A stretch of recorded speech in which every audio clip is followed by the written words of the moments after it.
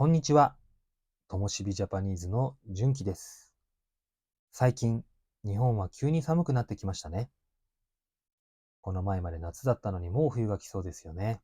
寒い寒い。さて、今日はありがとうという言葉について話そうと思います。ありがとう。私たちはこの日本語、すごくいい言葉だなって思っています。他にもですね、よく使われるいい日本語の代表格として、おもてなしやお互い様などがありますが、ありがとうは自分の意思を伝える言葉という点で、それらとも違う存在なのだと感じています。なんとなく洗練された感じがするので、字面がかっこいいのかもしれないです。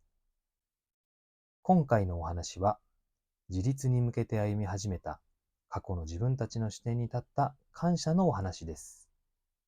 社会に出た昔の自分たちに向けて手紙を書いてみたのでお聞きください。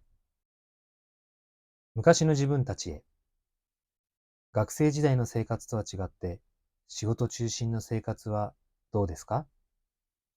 新人研修も終わり、自由時間の少なさや仕事の大変さを実感するのはこの時期なのかもしれません。ですが、その分初めてのお給料をもらい、経済的な自由を手にし始めるのも社会人なのかなと思います。また、小さい時からやりたいと思っていたことができたり、お客様に感謝されたり、達成感や充実感を得られる可能性があるのも社会人の良さなのかなと思います。親や育ててくれた人の存在。さて、ここまで長々と書き連ねましたが、今度は親を中心としたあなたと取り巻く人間関係についてお話しします。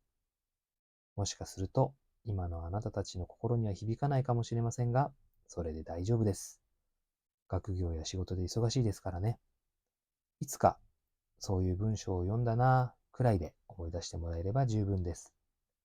進学、就職や転職などの変化があるときって、親へのありがたみを身に染みて感じる時期ではないでしょうか。今まで人にやってもらっていたことが、全部自分でやらないといけなくなってくるという状況ですね。掃除、洗濯、食事の用意など、やり始めてみると、一人分すら大変なことを知ります。部活後、家に帰ったら食事が用意されていて、お腹いっぱい食べられて、次の日になったら服がきれいになっている。イライラして口も利かない日々が続いても、それらは変わることなく用意されていました。一人暮らしをしていた時に、ご飯を作るのがめんどくさいな。食事を用意するのってどうしてこんなに大変なんだろう。と思ったことがきっかけで、ざっと計算してみたことがあります。生まれてからの18年間、毎日3食ご飯を親に作ってもらっていたとすると、3×365×18 イコール19,710。単純にかけただけでも2万回ほどになりました。親から2万回近くも食事を作ってもらっていたなんて。この時間を自分のために使ったら、どれだけのことができたのかなと考えてみたり、用意してもらったのに食べなかった時もある。そもそも親に対して何か貢献したのかなと、親になって初めて気がついたことがあったのでお伝えします。子供に対しては見返りを求めているわけではなく、突き動かす何かがあって無意識に行動していることです。元気に育ってほしいという気持ち、それだけが動機でした。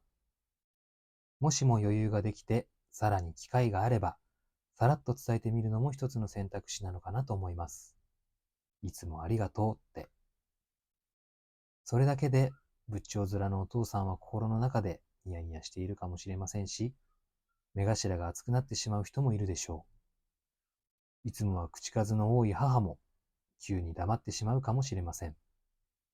親というのは、あなたが思うより単純な生き物なのだと思います。19,710回の食事の用意と、子供のために費やした時間と苦労が、1回のありがとうで報われてしまうかもしれません。子供のありがとうが持つパワーは計り知れず、数字にすることもできないものです。こういったことって、意外に伝えるチャンスは多くはないと思います。進学、就職や結婚などの大きなライフイベントが起こった時くらいしかチャンスがない気がします。要するに変化があった時です。お金がないです。心配いりません。言うのはただです。お財布にも優しく、誰にでも使えて、人がポジティブな感情になるかもしれない。そんな素敵なありがとうという言葉、この機会にぜひ。スーパーフードのチアシード、スーパーワードのありがとう。